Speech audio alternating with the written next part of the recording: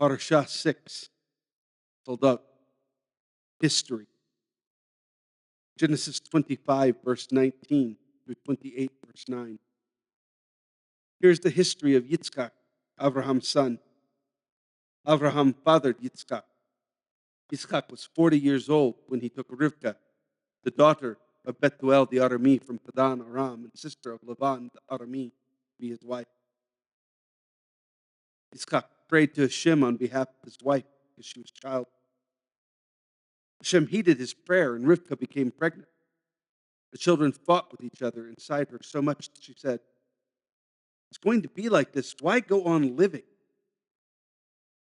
So she went to inquire of Hashem, who answered her, "There are two nations in your womb. From birth, they will be two rival peoples. One of these peoples will be stronger than the other, and the older will serve the younger." When the time for her delivery came, there were twins in her womb. First to come out was reddish and covered all over with hair, like a coat. So they named him Esav, which in Hebrew means completely formed, that is, having hair already. Then his brother emerged, in his hand holding Esav's heel. So he was called Yaakov, which in Hebrew means he catches by the heel, he supplants. Yitzchak was 60 years old when she bore them. The boys grew, and Esav became a skillful hunter, an outdoorsman, while Yaakov was a quiet man who stayed in the tent. Yitzchak favored Esav because he had a taste for game. Rivka favored Yaakov. One day when Yaakov had cooked some stew, Esav came in from the open country, exhausted, and said to Yaakov, "Please, let me gulp down some of that red stuff. That red stuff. I'm exhausted." This is why he was called Edom, which in Hebrew means red. Yaakov answered, "First, sell me your rights as the firstborn." "Look, I'm about to die," said Esau. "What use are my rights as the firstborn?" Yaakov said, "First, swear to me." So he swore to him, thus selling his birthright. Yaakov. Then Yaakov gave him bread and lentil stew. He ate and drank and got up and went on his way. Thus Esau showed how little he valued his birthright. Chapter 26. A famine came over the land, not the same as the first famine which had taken place when Abraham was alive. Yitzchak went to Gerar, to Abimelech, king of the Plishtim. Hashem appeared to him and said, "Don't go down into Egypt, but live where I tell you. Stay in this land, and I will be with you and bless you, because I will give you all of these lands to you and to your descendants. I will fulfill the oath which I swore to Abraham your father. I will make your descendants as numerous as the stars in the sky. I will give all these lands to your descendants, and by your descendants all the nations of the earth will bless them." All this is because Abraham heeded what I said and did what I told him to do. He followed my mitzvot, my regulations, and my teaching. So Yitzchak settled in Gerar. The men of the place asked him about his wife, and out of fear he said, "She is my sister." He thought, "If I tell them she's my wife, they might kill me in order to take her. After all, she is a beautiful woman."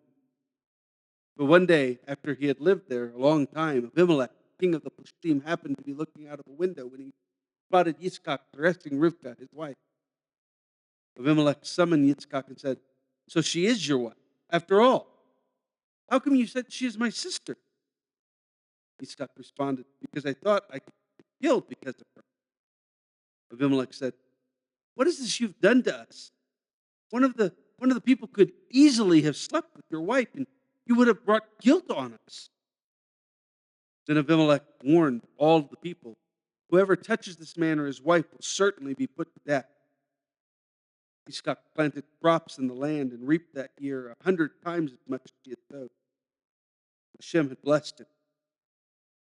The man became rich and prospered more and more, until he had become very wealthy indeed.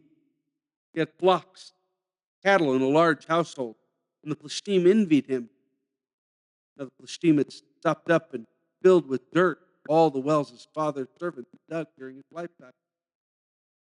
Abimelech said to Yitzchak, "You must go away from us because you have become much more powerful than we are." Yitzchak left, set up camp in the Vadi Gerar, and lived there. Yitzchak reopened the wells which had been dug during the lifetime of Abraham, his father, the ones the Plishtim had stopped up after Abraham died, and called them by the names his father had used for them. Yitzchak's servants dug in the Vadi and uncovered a spring of running water. The herdsmen of Gerar quarreled with Yitzchak's herdsmen, claiming, "That water is ours." So he called the well Esek, which in Hebrew means quarrel, because they quarreled with it. They dug another well and quarreled over that one too. So he called it Sitnah, which in Hebrew means enmity. He went away from there and dug another well, and over that one they didn't quarrel. So he called it Rechavot, which in Hebrew means wide open space, and said, "Because now Hashem has made room for us, and we will be productive in the land." From there, Yitzchak went up to Beersheba.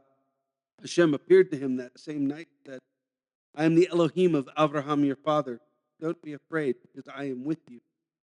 I will bless you and increase your descendants for the sake of my servant Abraham."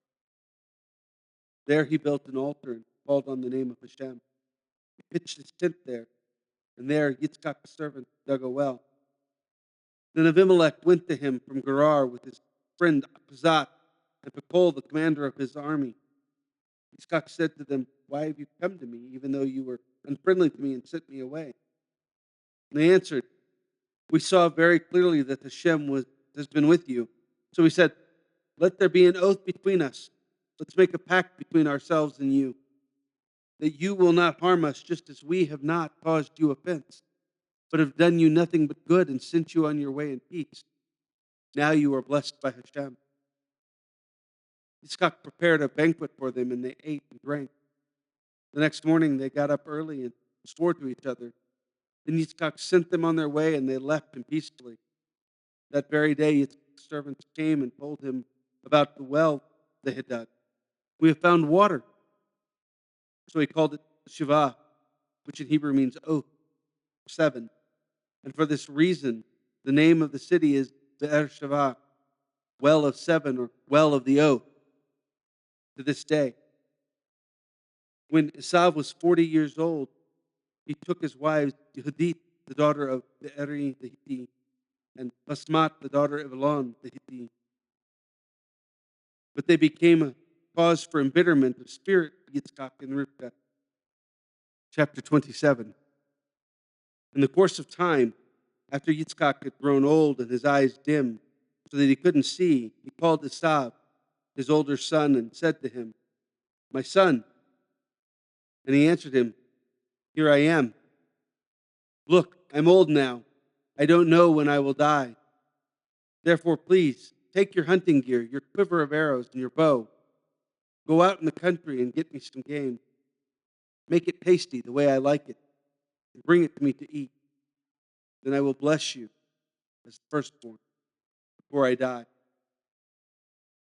Rivkah was listening when Yitzchak spoke to his son Esau. So when Esau went out to the country to hunt for game and bring it back, she said to her son Yaakov, "Listen, I heard your father telling Esau your brother, 'Bring me game and make it tasty so I can eat it, and I will give you my blessing in the presence of Hashem before my death.' Now pay attention to me, my son, and do what I tell you. Go to the flock and bring me back 2 choice kids. I will make it tasty for your father the way he likes it, and you will bring it to your father to eat, so that he will give his blessing to you before his death." Yaakov answered Rivkah, his mother, "Look, Esau is hairy, but I have smooth skin. Suppose my father touches me. He'll know I'm trying to trick him, and I'll bring a curse on myself, not a blessing." But his mother said, "Let your curse be on me. Just listen to me and go and get me the kids." So he went, got them, and brought them to his mother. And his mother prepared them in the tasty way his father loved. Next, Rivkah took Esau, her older son's best clothes, which she had with her in the house, and put them on Yaakov, her younger son. And she put the skins of the goats on his hands and on the smooth parts of his neck. Then she gave the tasty food and the bread she had prepared to her son Yaakov.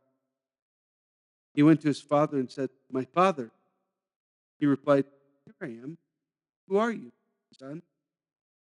Yaakov said to his father, "I am Esav, your firstborn. I've done what you asked me to do. Get up now, sit down, eat the game, and then give me your blessing." Yaakov said to his son, "How did you find it so quickly, my son?" He answered, "Hashem, your God, made it happen." Yaakov said to Yaakov, "Come here, close to me so I can touch you, my son, and know whether you are, in fact, my son Esau or not." Yaakov approached Yitzchak, father, who touched him and said, "What is Yaakov's voice?" Hands, Esau's hands. However, he didn't detect it because his hands were hairy like his brother Esau's hands. So he gave him his blessing. He asked, "Are you really my son Esau?" And he replied, "I am."